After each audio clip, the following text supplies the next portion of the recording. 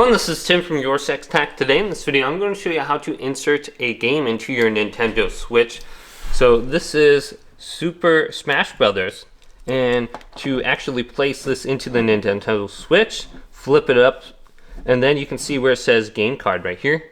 Use your thumb or your fingernail and then just open up this little port right here, and then you can see the metallic kind of metal on the back here, and we want to flip that away from us, and then you can see the logo. Just push it down like this and click it in.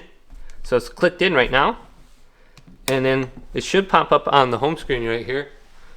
So here's Super Smash Brothers, so we can go to it and then open this up and start playing.